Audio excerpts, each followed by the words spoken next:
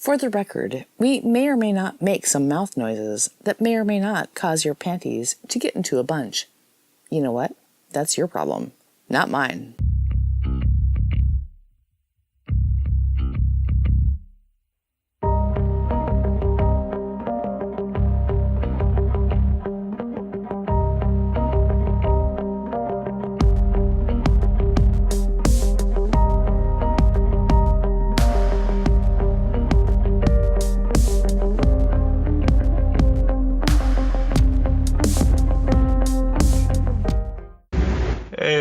This is Shane. Joining me today is... This is Jeannie, and we are joined today by Robert and Amy. Joining us today are Robert and Amy. This is Secular Yakking. Robert is a secular activist and director to the Audition Project, which I'm part of. Down with the peoples. Oh, yeah. Amy is a personality of the show, and Robert's conscience. And she's the boss. Yeah, she is just like Jeannie's boss. Definitely the boss. You better believe it. So, what we're going to be talking about is politics, politicians, non-monogamy, and the hypocrisy that is our political system in America. We brought, Robert on because, he knows a little bit about politics, and Amy on because she's the boss, and that's how we have to do things. Well, and she's awesome. Yeah, and she's awesome. It's a package deal. About all the females in our lives, this is the way polyamory is. Wait, can I have some females in my lives? That would be amazing. Oh, I can watch. No, I'm playing. Oh my God, you're so right. Okay, keep going. So, honestly, what we want to do today is we just want to kind of cover it. One of the things is Robert and Amy are monogamy. I don't. I had to Wow, you can't even say monogamous. Monogamous. Stop it before you hurt yourself. My tongue's just you've been poly for way too long, honey. I really have. So, one of the reasons we brought Robert and Amy on is because they're monogamous. Monogamist. Nobody is monogamist. Okay, are monogamous. Monogamist. Okay, so there's monogamish and monogamist. Do. That's what I'm thinking. In here, people are like, oh my God. You're struggling. This is funny. It's just like, this is hilarious. I'm glad everybody enjoyed it. Laugh what you can, monkey boy. Yeah. I forgot my train of thought. God. You're welcome. We were on monogamy. Yes. Yeah, that's what I'm looking at. Robert and Amy are. So, the reason we have... Robert and Amy are... monogamous. God damn. Okay, let me try this one. Robert and Amy are monogamous. Which is not polyamorous. Jesus, why could I not write? Jeannie, stop laughing at me. He's watching me laughing at me. For those that didn't know that I'm going to edit the hell out of this, I took 15 minutes trying to say monogamous. I can't say the word. Yay, you managed! I said it that time. Kiss my ass. Damn. Anyways, Robert, we are professionals. Amy, I know you're judging me. I can feel it from the airwaves. Just a little bit less on the judgy, okay? That's my job. Right, so, politicians. Listen, what are some famous politicians that y'all know who have been caught cheating? Well, obviously the most famous in our generation would be the Clintons, right? I mean, he got a blowjob in the Oval Office, right? Good for him. I did not put my penis in that vagina. That's not my... He had this weird thing about cigars. So... Yeah, I don't really understand that. Like, what was the whole purpose of the cigar? Okay, I get the whole purpose of the cigar. It's like, why is that such a big deal? I know. Like, if it was eggplant, I'd be like, okay, yeah, look, you destroyed so that actually could be our kink topic. Cigars. It could be a kink topic. Ooh, cigars. Intervals. Anyways, that's not a topic anyways. All right, so let's talk about Bill Clinton and Hillary Clinton. Why did it become such a big deal? I was really young at the time, not to say my age or anything, but, it was it just that he was lying about it, or that he actually did it? So my understanding of it was that he did it and got caught in the Oval Office, right? And at the time, the religious right was just really starting to make a huge impact in Congress. So they thought they had found something really huge on him, that he was using his position to basically sexually harass an intern, because Monica Lewinsky was an intern at the time, right? So we had sexual harassment, we had infidelity while in office, and the fact that he did it in the Oval Office, and the fact that he did it in the Oval Office. I mean, you know, that's just whatever. Good for him. But religious right wanted to use that again because at the time they wanted to find anything they could on the Clintons, because they didn't have anything that they could. Well, they did have stuff they could use. Bill Clinton has a history of being a womanizer, even as far back as when he was governor and I think he was a congressman from Arkansas. I forgot, but he's been in politics. Yeah, he was, and he's been in politics for a while. And he has a history of this, right? So they wanted to nail him on something, and this is the one thing they could nail him on because they had an evidence. Yeah, and they really blew and ran with this one. Good pun there. I mean, they really blew it. Absolutely. Bonus points, Amy. Nicely done. So, one of the things that I'm really curious about is Hillary stuck with him through it, though. So, this is a sign of kind of, you know, if they have an open relationship, you know, because whenever I sit here and think about politics, and I think about House, it's like the intro talks about, you know, and if you haven't watched House of Cards, it's an amazing show. It's about a politician, South Carolina Democrat, who is married to a woman named Claire. The politician's name is Frank. And one of the things that they do is it comes to have a very understanding and open relationship when it comes to sexual fidelity and things like that. So why, when you look at that and you kind of trying to tell the story of the background of pics and things like that, why do so many people have an issue with non-monogamy? So, yeah, that's a very interesting question. If we actually look at the history of politics, we're going to see a lot of, especially since women in politics, since they were able to get in politics, right? That you ended up with this dual political family, right? You ended up with both partners wanting to be political. And especially with the Clintons, they both had political aspirations in the beginning, right? And while there may have been a real relationship back in college, right, I think evolved into a more open relationship that was politically expedient. So, right. Can you expand on that? Like, why would it be politically expedient to be in an open relationship? No, it's not politically. No, in a monogamous. The relationship became politically expedient, right? Okay. Not that they were in an open relationship, not openly anyway, but the fact that she was behind him, and he still continued to do those actions, right? Still continued to cheat. I mean, we're fairly sure he's still running around, but right. I mean, it's given. He's still one of the most powerful voices in the Democratic Party. So the fact that they're still together, and it played into their political aspirations that they needed to stay together, because had they gotten a divorce, it would have actually been worse politically for both of them. Yeah, I think it was all about, the political status of it, and in having that image. They needed to keep that, and what they do privately, if they're good to go with, everybody goes with whoever they want, that's private, and they're okay with that. They needed that image of being together. So long as it stayed private. Once it became public, it becomes an issue. Right. And that's why she had to stand behind him when the Lewinsky thing came out, right? Because she needed to seem like that good wife is what she needed to seem like. Yeah. No, go ahead. Go ahead.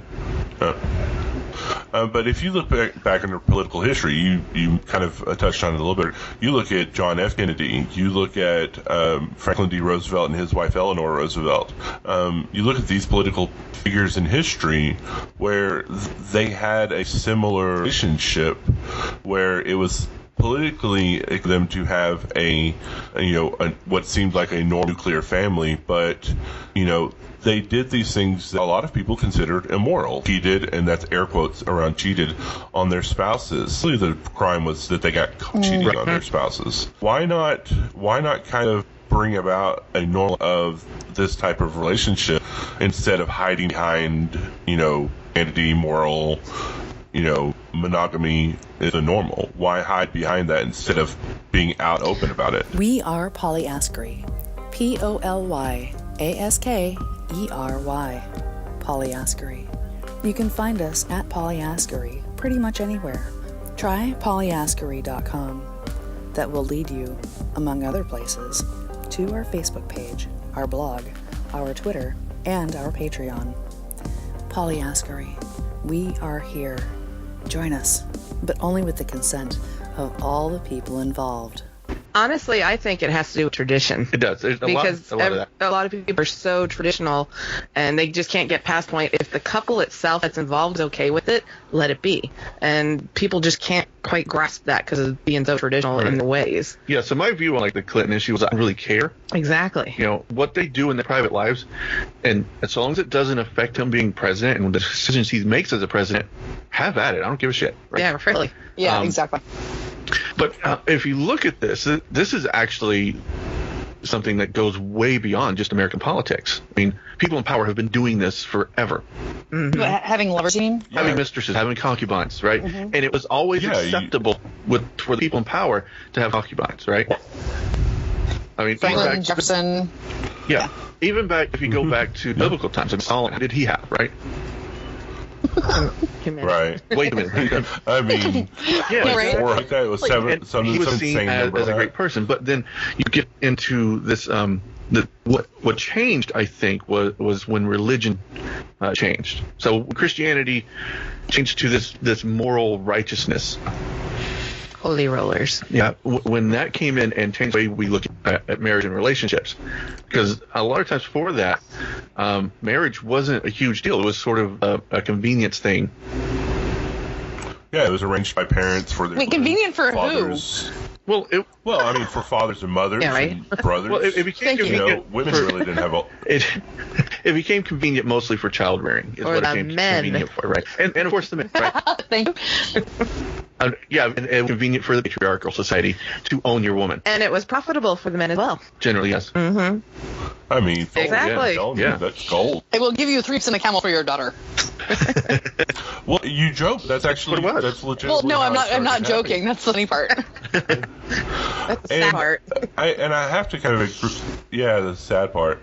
I kind of have to agree. Even in our society today, John F. Kennedy married into Wealth and power. mainly because of her wealth and power. And at the same time, Bill Clinton needed military funds, and he kind of reached out to Hillary's family, and she had money coming into this, and it was very easy for him to use that money to gain his own money and her family status within the presidency. Yeah. So we went from exchanging mules and sheep to I have political power and a little bit of money. You have a lot of money. Can we combine ourselves this political, powerhouse that can go through and make ourselves both equally powerful? Yeah, it's more of a business deal now. Yeah. When it comes to such situations like that, I think it's more of a business deal and a business contract. Because if you look at how Bill and Hillary interact, they don't seem to have their relationship is more friendly, like roommate-ish. Well, I was going to say, it's a difference between Bill and Hillary versus Obama and Michelle. Right. You can see differences between those two. There's a huge difference. Yeah. Because Michelle and Barack obviously married. Neither one come from affluence, right? Mm-hmm. So they're married for a completely different reason. And they're very affectionate. Yes. Yeah, they're very affectionate towards each other. They made it a thing to be public affectionate, which I love. I loved it. I thought the Obamas were a fantastic power couple in the sense that they truly, you could see, even in his stress, Barack Obama, brought tears to people's eyes when he was talking about it. I'm like, man, to get laid. Well, and it's not just that it's one of the few examples of a really loving relationship that I've seen in politics in a very long time. Yes, I think so. Yeah. Or at least the experience is of a loving relationship. Whether or not they actually are, who knows? But you kind of look at them, and you pretty much can see the genuineness that they have for each other. Well, I hope it's true. Yeah. I don't think people who aren't necessarily in love, sing songs to your spouse. Well, not just at that. one of your speeches, right? The way they interact every single time you see them, you can see the difference between being genuine and being fake. You know, you really can see the difference. It's not a ploy. Right. Look at the difference between how Trump treats. Yeah, I was about to say that. Yeah. There's a big story. Have y'all seen the video of him looking at Melania and she's all smiley, he looks away and she's like, "Please come rescue me, help me now." I actually, and I'm just like, whoa. I did some re-looking at that video, and I have a separate theory from everyone else. Now, granted. Okay, so if you look at the full video, and I've seen it from a couple different angles, Trump actually turns around and it looks like he talks to Barron and not to Melania, right? And Barron is at the time very fidgety. He's being, typical 10-year-old. Then watch Melania's face. She looks out dejected, but she also looks at Barron and looks like she must something like stop, like an angry mother would.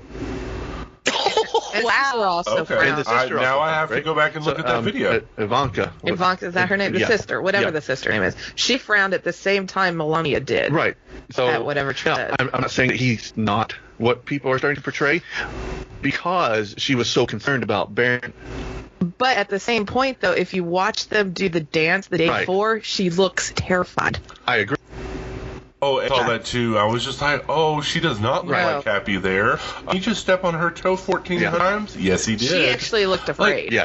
And there's body language there of somebody saying, "I don't want to be here." Right. I'm just imagining now, like Trump just be like, "Barron, I will let his people waterboard you if you move a single time again." It's just going through my head. I'm like, I'm maybe projecting some of my father's in this. I'm not doubting that Trump may well be. There's certain words I don't want to use because I get in a lot of trouble. A difficult husband, we shall say. Oh, then I better keep my mouth shut. I was going to say something. I guess I shouldn't say that. Right. Oh, you can say anything you can fucking want to say. Oh, it's like fuck it now. No, it's not just cuss words. It's just I personally, and this is totally my opinion, I question if he has a little bit of abuseness about him towards. Wait, that's I a feel question. The same way. Well, I mean, I feel that he has that right personality, the right mentality, the way her body language is when she's with him and just not dancing, just on a normal basis. She almost seems terrified of him, like doing or saying or moving the wrong way he's not going to like. And for me personally, that's how I think he's got a little bit of that going on. Right. Which brings up another issue. What about Trump's own possible infidelity? I mean, not even possible. His proven infidelity. Sorry, that's better. He ended 2 marriages because of his infidelity. So, and so that hypocrisy that I want to jump into. When we sit here and we say this, okay, we're going to take a quick break. We'll be right back. Take a break. So now we're going to talk. We're back. Okay. Words. Say monogamy one more time. We're going to be talking. I hate you so bad right now. Wait. All right, we're back. Personally speaking, church remarkable. Last year. Damn right. I run this show. Not really. You don't get my audio. I do too. Get your audio, and I get to edit it. Anyway, so we're back. Joining in are Robert and Amy and Jeannie, who we get to do the show later on. So we were talking about hypocrisy when you left for the break, and we're talking about Trump's infidelities. Why do you think that it's okay for his background to have that, but everybody was up in arms about Bill Clinton, Hillary Clinton, and all of those issues? Why does that get swept under the rug for Trump, but not for Hillary and Bill? Words: cognitive dissonance. That's it. Trump says we do not promote that show. I'm just saying. Yes, Love we you, do. Tom and Cecil.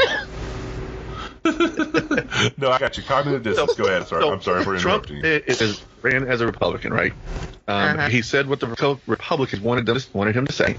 He had all the points. He knew exactly what to say. So the religious right backed him because he was saying the right stuff for them. He has always done. And advertising. Yes, and the religious right also has a huge history of ignoring things that support their right. So, well, if you look at the Bible, they do the same thing. Right. So if you look back at the televangelists, right? If you look at Jim Baker, Jerry Falwell, all these televangelists have done things that they say they find morally Come on. morally morally reprehensible. There you go. Right? But they still get to keep coming back. Words. We said the words. Right? They still come back and they still have followers. Right? And in fact, they have millions and millions of dollars. I mean, Jim Baker's now on TV selling food buckets. I know. Right? God, I know. Oh, you Okay, by didn't the know. way, I am a survival person. I'm a prepper. I watching. I'm like, no, you are not selling 5-gallon buckets of what is that? Cream corn. It's like oatmeal. Oh, Anyway. Oh, wait. Bad The funny preppers thing part about everywhere. this is this presumes water. Yeah. Instant Again, water, just add water. that you can heat up, by the way. It's got to be hot water for Jim Baker's buckets. I know. Anyway, so he, Ugh. he did some morally. Come on. I really, really want to hear guys say morally monogamous. Because apparently neither one of them can work out these words. That's a lot. The Freudian there. Okay, so keep going. Again. We can say morality whenever we want to, damn it. Morality. Money. I can say the word too. Morally reprehensible. See? I got words. By the way, that's what Rob Now did. say monogamous. He just flipped me off. Okay. Anyway, so that's part of the hypocrisy of the religious right. They're willing to overlook some foible of the people that they look up to in order to continue the message they need to put out. Yeah, I mean, but why is the no monogamy? I mean, why are y'all monogamy? Why are We monogamous? I have no idea. It kind of feels right to us. Yeah. I don't. Not that we've. I'd probably been somebody out that was messing with them, so that might be it. Okay, so there's this thing called communication. Usually you shouldn't punch people. Now, hey, we're not judging y'all for You being just did. monogamous. I didn't, well, a little. I mean, a little bit. But I mean, no. But, okay, but being that is a choice that people make, whether or not you're monogamous or you're polyamorous or you're non, nihilist or using or anything like that. I just don't understand. I guess I don't understand the social structure that says that that's wrong. Yeah. And it's so wrong that it can kill a political career. It's so wrong that people will have their children taken away, or some crazy stuff happens when people find out you're polyamorous or practice ethical non-monogamy. I actually totally agree with that. I think it's insane that people can't just grasp this concept. Right. What's the big deal? What's their problem? Right, and that's one of those things that always boggles my mind. See all these things happen in politics, and I'm like, why don't they just make open relationships a Get the fuck over it. Well, Okay. Right. So Why don't they make that before you step? go there, babe, but what I think is, why can't they stay the hell out of people's businesses and bodies? I don't get that. that's where I was going. I don't get that. Preach, I woman, mean, honestly, preach. that's they seem to have a really. I mean, if they just stayed out of people's business and let people be who they're going to be, I feel like the world would get along a little bit. Absolutely. But they're so wrapped So up in it. you got to look at historical context on this, and you got to look at the movement so far. And you go back to the homosexual movement, right? It's the same thing. It took them so long just to get minor acceptance, right? To where people could actually be openly gay. Again, with the traditional shit. Right, because I have to go with my atheism here. It's religion, right? And it's traditional adherence to those religious concepts, Right. right? And it's really bad interpretation of religious text. Oh, I still find it ridiculous. I really do. I mean, I don't understand why everyone feels they have to put someone in a category, or they have to be a particular box, or they have to be this or that. Why can't they just be whatever? What's the big deal? I agree. Whether it's politics or not. I mean, what's the big damn deal? Okay, not that I disagree with you by any means, but a lot of people really like having the labels. They really like having get that. boxes Right, by which people can define and expound upon that concept. Right, and I understand that, and I'm fine with labels. I don't have an issue really with labels so much as the judgment of your labels. Why does that matter so much to you? What myself as, or what particular group I'm a part of. Like, I'm sorry, not to interrupt. I'm just going to say, actually, that I don't have a problem with. If people label themselves what they want, that's perfectly fine. It's when you're putting a label on someone else. It's not your place to tell someone else who they are. I got you. Good point. So yeah, if you want to label yourself, feel free. I mean, so like whenever it's like, oh yeah, y'all are just a whole bunch of fucking faggots, blah blah blah blah blah.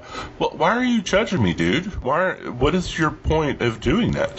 What's your moral superiority to me? And I think that right there, they feel they have that moral superiority to be able to say that, and they feel that the Bible. But then this comes back to tradition within our politics. Is why is this not changing, at least within the liberal or Democratic parties, as fast as it could be? That's a good question. I still think it falls with tradition. I know that sounds still. I keep coming back to that, but even with people who are okay with that kind of stuff, when it comes to the politics of it and out in the open, I'm assuming they can't let go of that tradition. Right, because more than 50% of the people have issues with it. That's why politicians can't do it. That's why openly gay politicians are difficult. That's why openly atheist politicians are difficult. I mean, look at Barney Frank. He was openly gay 10 years before he was openly atheist. He wasn't openly atheist till he said, I'm retiring. Now imagine if a congressperson came out and said, oh, I'm polyamorous, right? Mm-hmm. Instant political death. Yeah. Right. They won't get the votes that they need to get in. Right. Because. Well, you look at what happened to Anthony Weiner. I mean, a lot of people, including his wife, were more okay with what he was doing. It was more they weren't okay with him getting caught. So sending out dick pics is one thing, right? Because that's what he was doing. Yeah, and if it's consensual, I don't really care, right? If the person he sent the pictures to wanted them, fine, have at it. Don't care. And if his spouse is fine with it, right? What is it our business to intervene? But he got caught, right? And that's he got caught just politically. He got caught politically. Right. So, fuck tradition. Like, why is this not changing, or why is this not changing faster?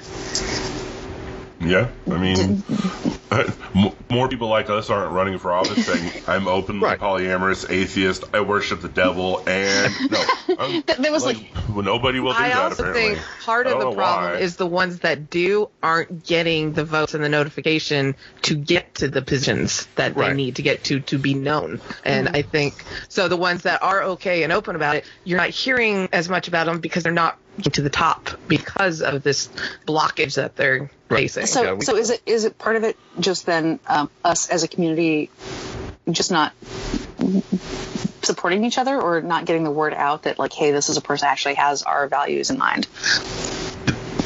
A lot of it has to do with that. You look at, well, okay, for example, look at the current situation happening in the secular movement right now. You have one group of people who are defending the Nazi guy who got punched in the face, and they're saying that dude has freedom of speech. He can speak however he wants. And then you have the other guys who are saying, oh no, he needed to get punched in the face because fuck him, he's a Nazi. Right. I mean, that you had both of those, and that tore apart the atheist community or the secular community fairly roughly. So there was a huge schism there. Yes, there was. I was going to say, where were you going to go with this, Ray? So yeah, that actually plays into this. We have different ideas even within our secular community, especially as atheists. There's such a wide variety of atheistic viewpoints that are outside of atheism, right? And including those that are outside of purely secular values. Mm-hmm. And the Nazi push was like a breaking point for the secular community. I think it really was. Yeah, which I don't understand. See both sides of the story on that. For my supremacy has always been a part of my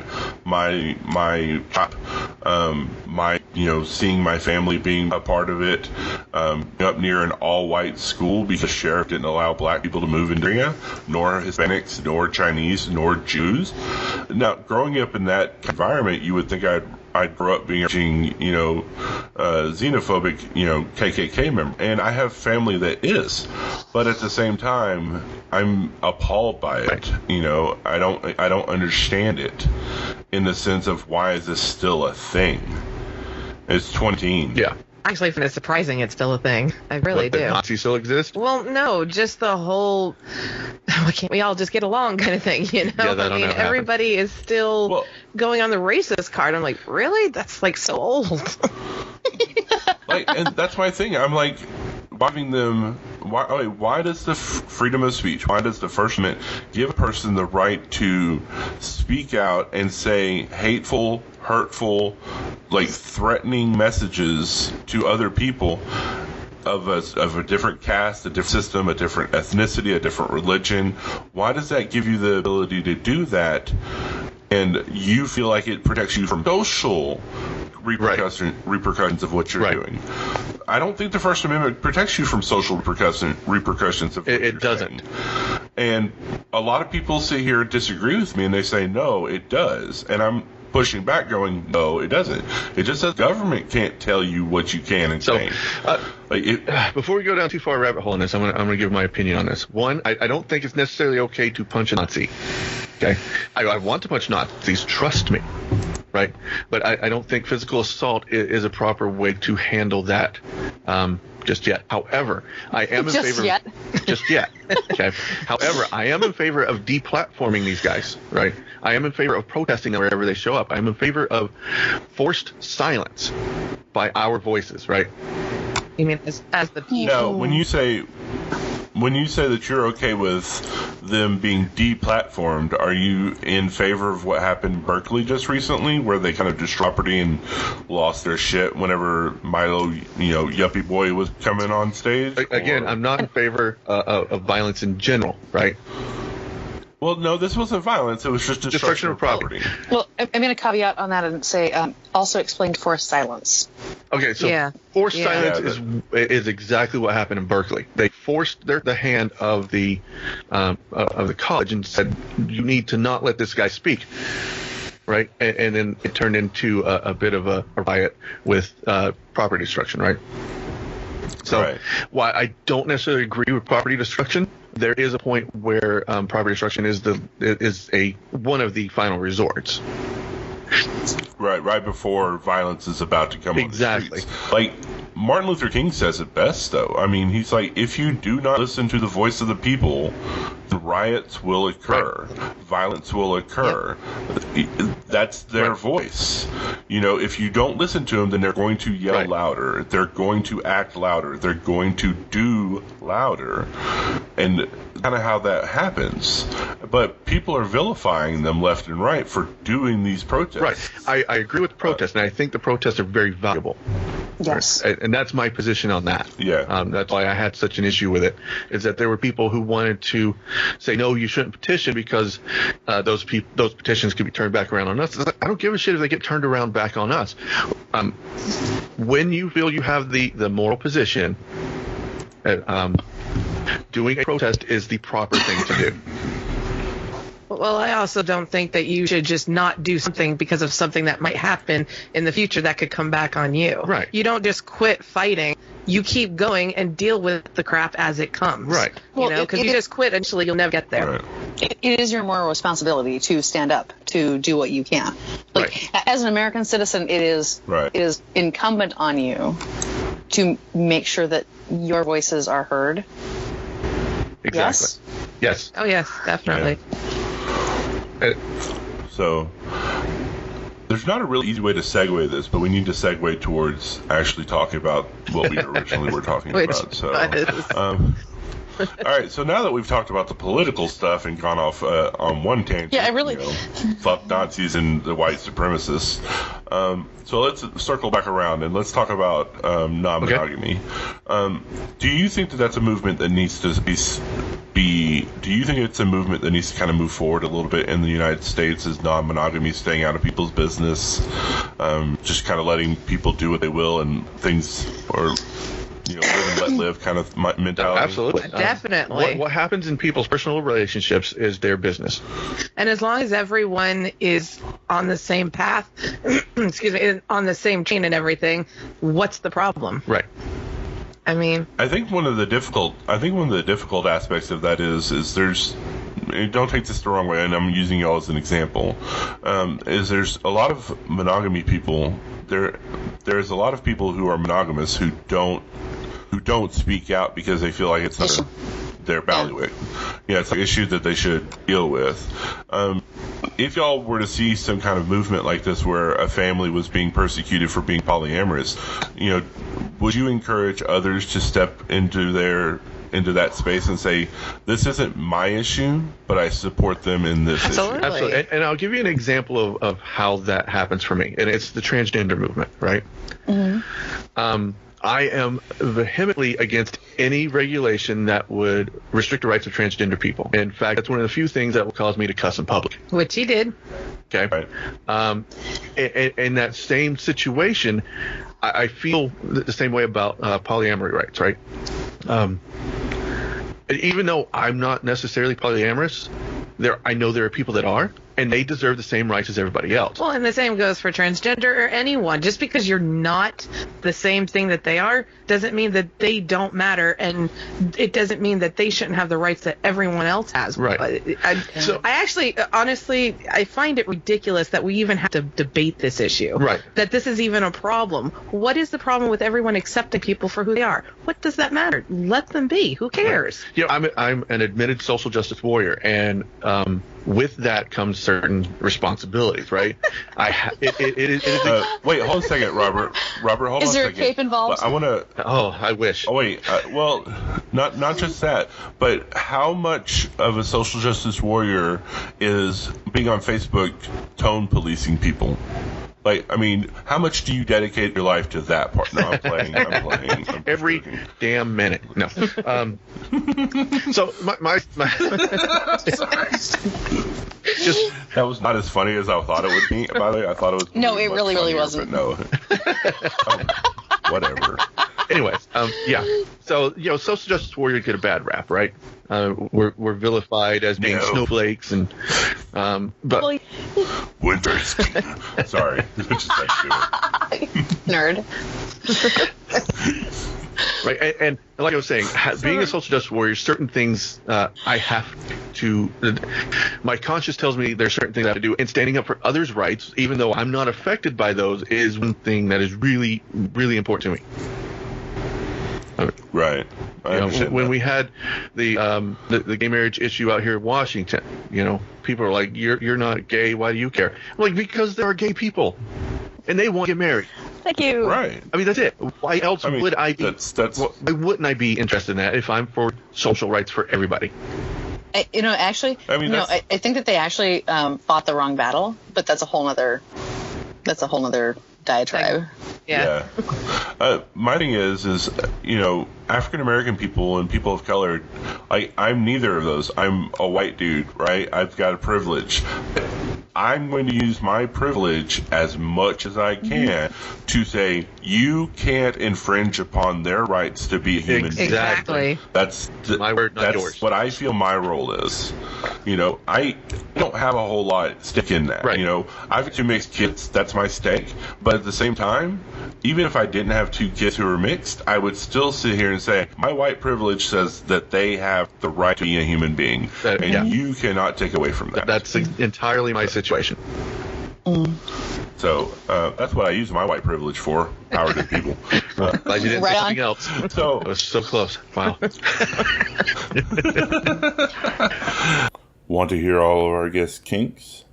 Well, join us on patreon.com/polyaskerypodcast, and you can get to hear all of the dirty details. Thanks for listening. This has been a production of Polyaskery Podcast. If you enjoyed it, please check us out at patreon.com/polyaskery.